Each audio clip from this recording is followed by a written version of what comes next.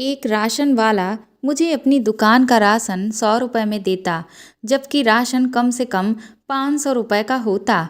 मैंने ध्यान दिया कि वो इतना सस्ता राशन सिर्फ मुझे देता था।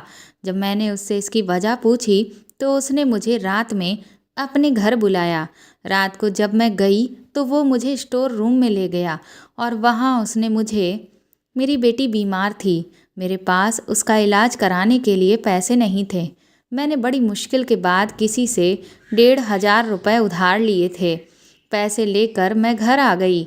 मैंने पहले सोचा कि बच्ची को डॉक्टर के पास ले जाऊंगी, लेकिन फिर लगा कि खाली पेट दवाई असर नहीं करती है, तो फिर खाली पेट दवाई खिलाने का कोई फ़ायदा नहीं होगा। और मेरे पास वही 1,500 रुपये थे, जिससे मुझे अपने बच्चों को खाना भी खिलाना था और बेटी की दवा का इंतज़ाम भी करना था। पहले बच्चों के खाने का सोचकर मैं बाजार राशन वाले के पास गई। वहाँ जाकर मैंने जब राशन खरीदा तो वही 1,500 रुपये मेरे पास थे। मैंने डरते डरते उन पैसों में से 500 का नोट उस दुकान वाले को दिया। मैं मन में डर भी रही थी कि ना जाने कितना महंगा राशन होगा, लेकिन उस राशन वाले ने मुझे 400 रुपये वापस कर दिए। जब घर आकर मैंने पैसे गिने तो मुझे लगा कि शायद उससे गलती हो गई है, क्योंकि उसके पास वहाँ बहुत भीड़ थी।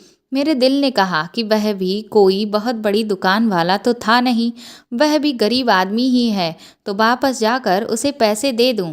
लेकिन दिमाग ने कहा कि शायद ये भगवान की तरफ से मदद है, पहले जाकर बच्ची की दवा ले आती हूँ। मैं खुशी खुशी अपनी बच्ची को डॉक्टर के पास लेकर गई और दवाई लेकर आई। बच्चों को खाना खिलाकर सुलाने के बाद मैं उस राशन वाले के बारे में सोचने लगी।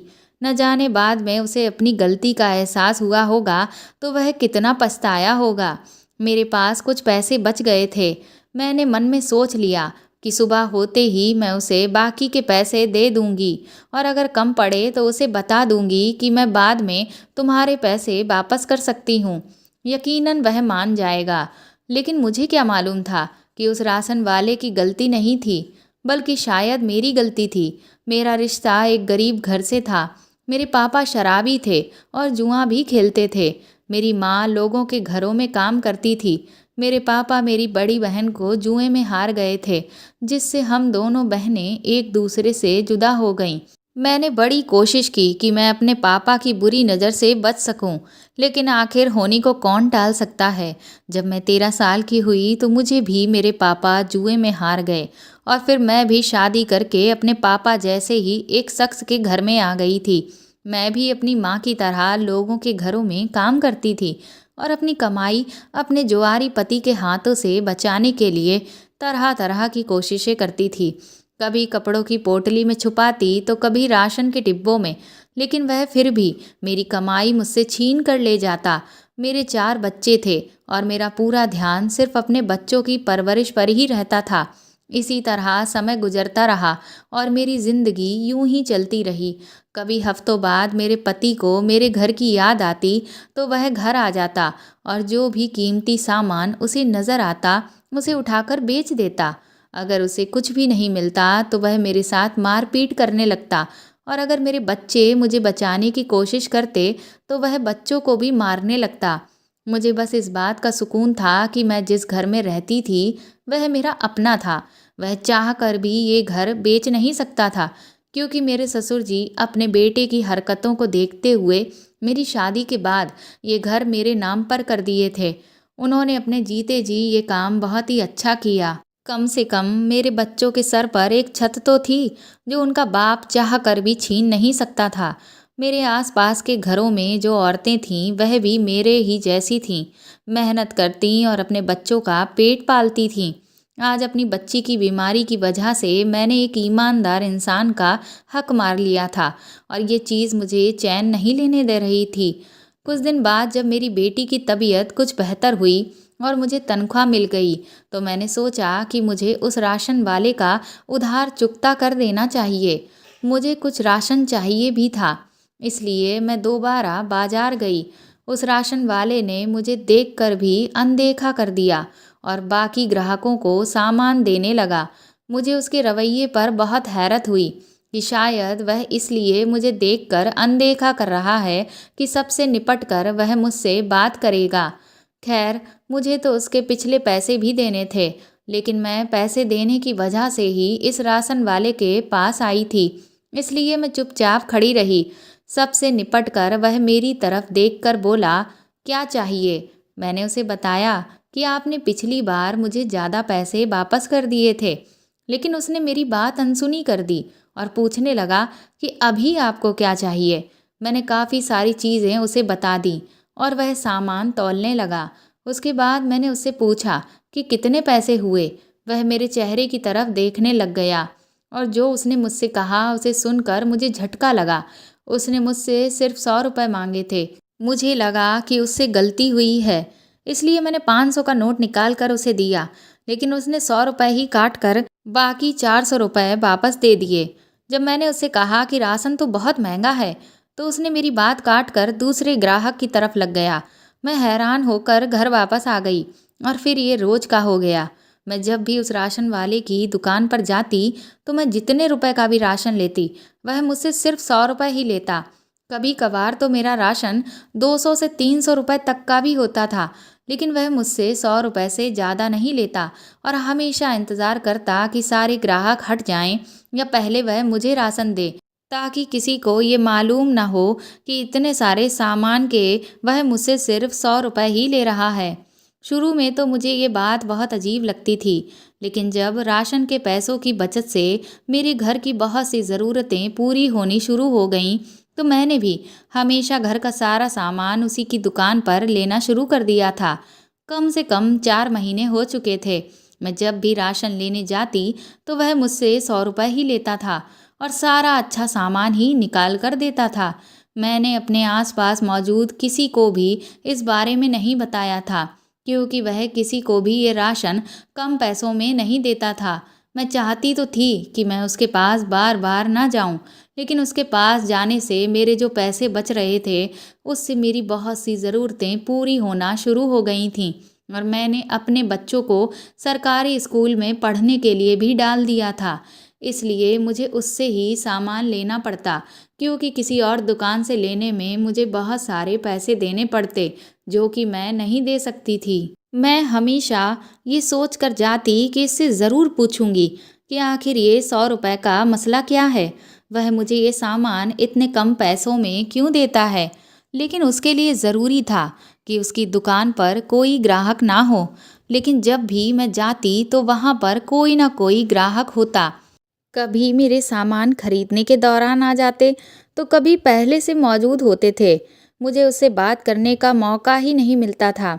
इस मामले में उसका कोई गलत मकसद होता तो मैं औरत थी, मुझे अंदाज़ा हो जाता उसकी नीयत का, लेकिन उसका ऐसा कोई इरादा मुझे लगता तो नहीं था।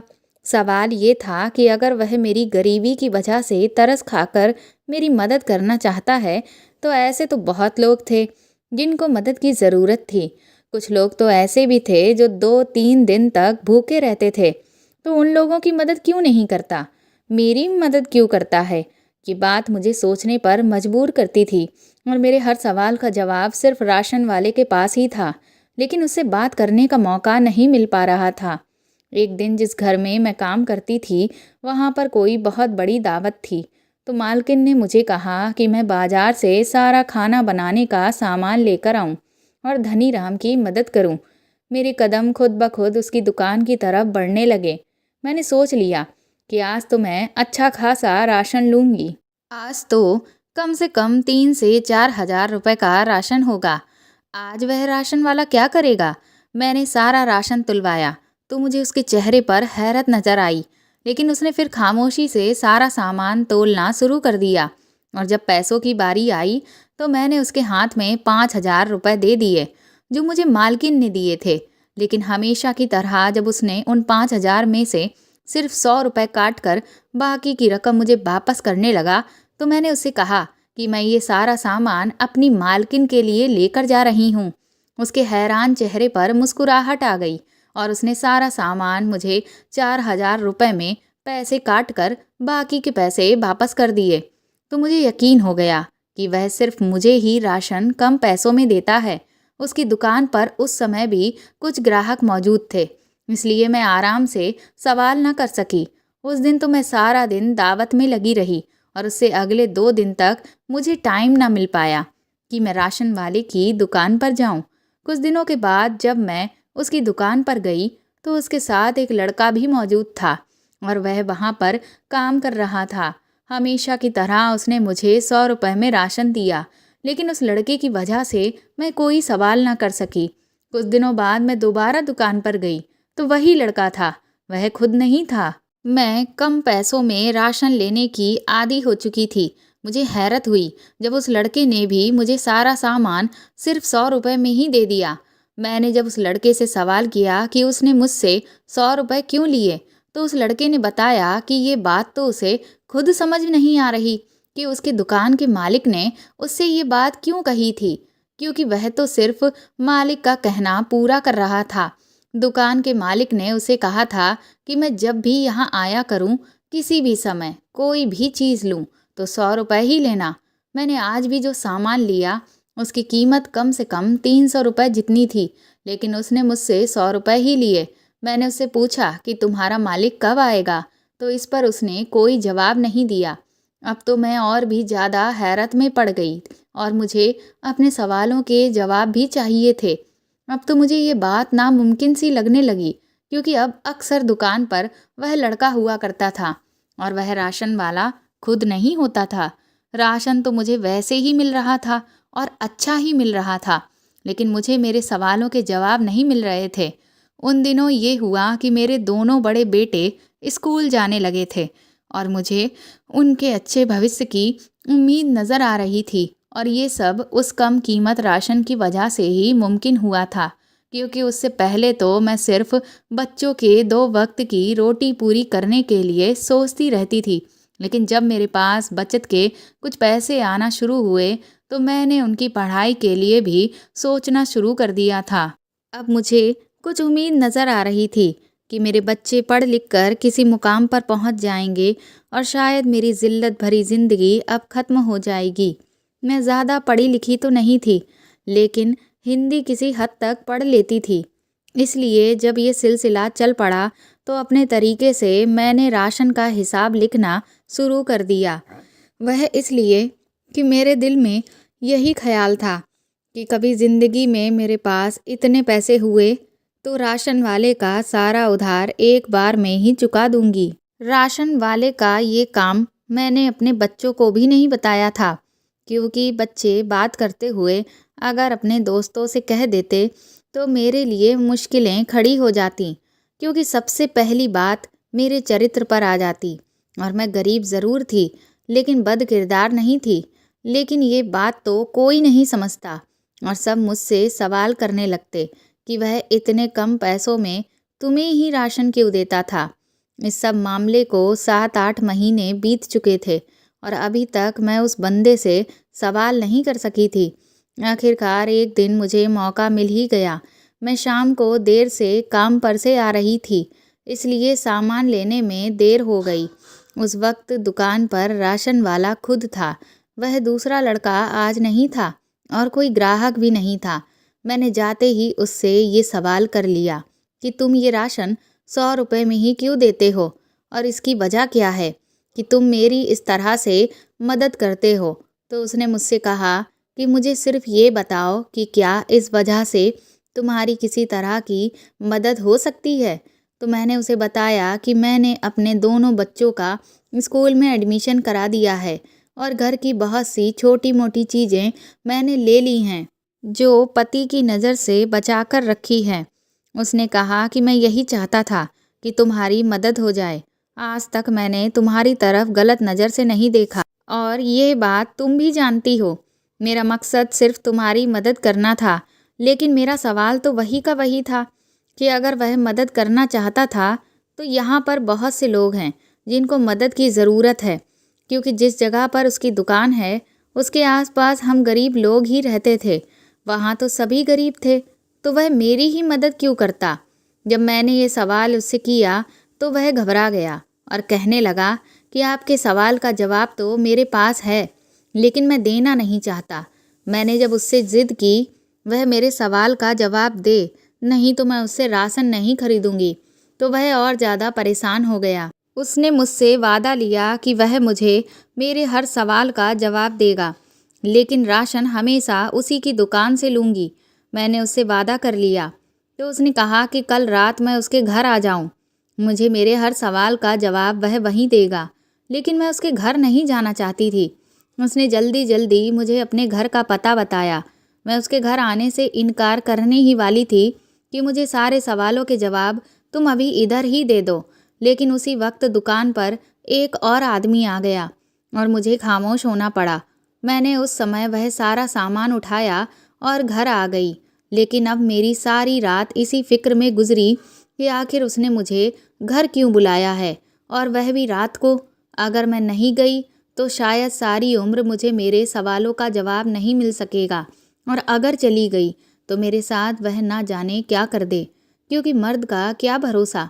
मेरी ज़िंदगी में आने वाले तो सारे मर्द ऐसे ही थे, सिर्फ ये राशन वाला ही कुछ ठीक लगता था। लेकिन इसने मुझे अकेले अपने घर क्यों बुलाया?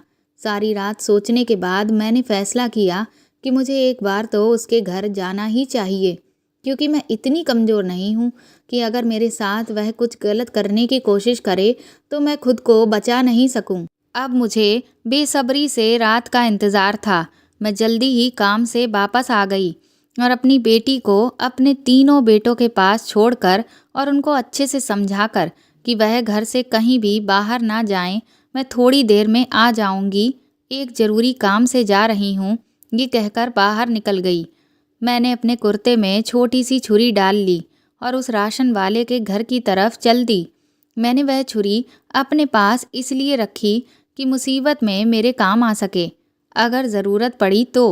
जैसे जैसे मेरे कदम उसके घर की तरफ बढ़ रहे थे, वैसे मेरी धड़कनें बढ़ रही थीं। उसके घर के दरवाजे पर पहुंचकर एक बार तो दिल ने कहा कि पलट जाऊं, जो जैसा चल रहा है वह वैसे चलने दूं। मुझे क्या ज़रूरत है सवाल करने की?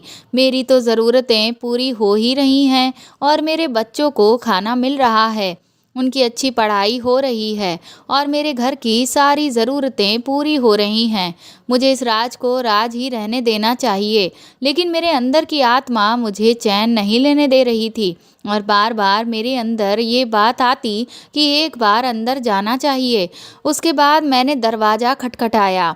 दरवाज़ा खटकाने के बाद मेरा दिल और तेज़ धड़कने लगा और मुझे यहाँ आने का फ़ैसला गलत लगने लगा। इससे पहले कि मैं वहाँ से पलट के जाती, दरवाज़ा खुल गया और मुझे दरवाजे पर राशन वाले की सूरत नज़र आई। मुझे दरवाजे पर खड़ा देख उसके चेहरे पर मुस्कुराहट नज़र आने लगी और उसने मुझे अंदर आने के लिए कहा। अब जब मैं यहाँ तक आ ही गई थी तो आगे भी मुझे हिम्मत करनी ही थी। मैंने डरते डरते घर के अंदर कदम रखा और बाजू के अंदर छुपी हुई छुरी पर अपनी पकड़ बना ली। जब मैंने अंदर कदम बढ़ाए, अंदर आते ही उसने तुरंत लाइट जला दी और रोशनी होते ही जिस चीज़ पर मेरी नज़र पड़ी तो मैं चौंक गई। मुझे यूँ लगा कि जैसे मेरे पैरों तले ज़मीन निकल गई हो। जब मेरे पिता ने मुझे मेरे पति के हाथों बेचा था, उसके बाद से मैंने अपने माता पिता से कोई संबंध नहीं रखा था। मुझे नहीं पता था कि मेरी बहन या माता पिता किस हाल में हैं, और मैंने तो अब यही समझ लिया था कि वह मेरे लिए मर चुके हैं और कभी भी भूल कर भी उनके बारे में नहीं सोचा था। कभी कभी माँ का ख्याल आता था, लेकिन शादी के 3 साल बाद ही मेरी माँ को भी मेरे पिताजी किसी जगह जुए में हार गए थे और उसके बाद उनका कुछ पता नहीं था। मैंने उन सबको मरा हुआ मान लिया। इसके बाद मैंने तो कभी सोचा भी नहीं था कि उनसे सामना होगा। स्टोर के बिस्तर पर मुझे अपने पिताजी लेटे नजर आए और मुझे उन्हें देखकर बहुत ज़्यादा नफ़रत का एहसास हुआ कि हम लोग जिस हाल में भी हैं सिर्फ उसी आदमी की वजह से ही हैं। लेकिन उनकी हालत इतनी ख़राब थी कि उनसे तो मैं नफ़रत भी नहीं कर पा रही थी।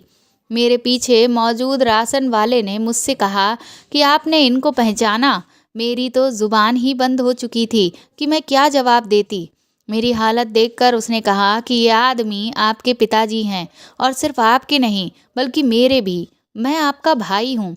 ये सुनकर मुझे तो आश्चर्य हुआ और बहुत बड़ा झटका लगा। ऐसा कैसे हो सकता है? ये आदमी मेरा भाई कैसे हो सकता है, क्योंकि हम तो सिर्फ 2 बहनें ही थीं। मुझे तो लगता था कि आज बिजली गिरने के बाद और इतने सारे झटके मैं सह भी नहीं पाऊंगी। मैं आगे बढ़ी और पिताजी की हालत देखी तो मेरी आंखों में आंसू आ गए। उनका आधा अंग काम नहीं कर रहा था और वह जुबान से बोल भी नहीं पा रहे थे, हाथ भी नहीं हिला सकते थे, सिर्फ मुझे देखकर रो रहे थे। मैंने उस राशन वाले से, जो मेरा भाई था, उससे पूछा कि ये सब क्या है? तुम मेरे भाई कैसे हो सकते हो? हम तो 2 बहनें थीं और फिर ये तुम्हारे पास कैसे? तो उसने मुझे बताया कि मेरे पिता ने सालों पहले एक औरत को जुए में जीता था, जिसे वह अपने घर तो ना लेकर आए, लेकिन एक दूसरी जगह पर रखने लगे थे। राशन वाला उसी औरत से मेरा भाई था। उसे जन्म देते हुए उसकी माँ मर गई और भगवान का करिश्मा तो देखो, जिसकी वह बहन थी उसी के हाथों मेरी माता जी का दोबारा विवाह हुआ। मेरी माँ ने ही उसकी परवरिश की है और अच्छे बुरे की समझ दी है। जब वह कुछ समझदार हुआ तो उन्होंने उसे सारी बात बताई, ताकि ये भी अपने पिता की सूरत पर ना जाए। और 3 साल पहले ही हमारी माँ का देहांत हो चुका है। और जब ये कुछ बड़ा हुआ तो उसने अपनी बहन की जानकारी लेने की कोशिश की, तो पता चला कि वह तो शादी के बाद ही बच्चे को जन्म देते हुए मर गई थी और उसके साथ उसका बच्चा भी मर गया था। अब इस दुनिया में उसके रिश्तेदार जो बचे थे, उनमें एक बहन और एक पिता थे। उसने हम दोनों के बारे में जानकारी हासिल करने की कोशिश की। वह ठीक से पढ़ाई नहीं कर सका, जिसकी वजह से वह कोई नौकरी भी नहीं कर पाया। इसीलिए राशन की दुकान खोली थी। वह मेहनत से दिल लगाकर काम करता था और उसकी समाज में बहुत इज्जत थी। एक दिन उसको पिताजी मिले और जिस हालत में वह मिले, उसे उन पर तरस आ गया और वह उन्हें अपने घर ले आया। और अब पिता की खिदमत के लिए उसने दुकान पर लड़का रखा हुआ था, क्योंकि उनसे बोला भी नहीं जा रहा था और ना ही कुछ खा सकते थे। फिर उसने मेरे बारे में पिता से जानकारी हासिल की। मेरे बारे में जानकर उसे बहुत दुख हुआ, इसलिए अपने हिसाब से मेरी पूरी मदद करने की कोशिश की। और वह 100 रुपये इसीलिए लेता था कि मेरी खुददारी को चोट ना पहुँचे। अगर वह मुझे फ्री में राशन देता तो शायद मैं अगले दिन उसकी दुकान पर ना जाती, क्योंकि शुरू में मैं सोचती कि वह गलती से मुझे ज़्यादा पैसे वापस कर रहा है। लेकिन जब उन पैसों से मेरे घर की ज़रूरत पूरी होना शुरू हुई तो मैं खुद ही उसकी दुकान की तरफ जाने लगी और जानबूझकर मेरे किसी सवाल का जवाब नहीं देता था। ये गरीब भाई की अपनी गरीब बहन के लिए मदद की कोशिश थी।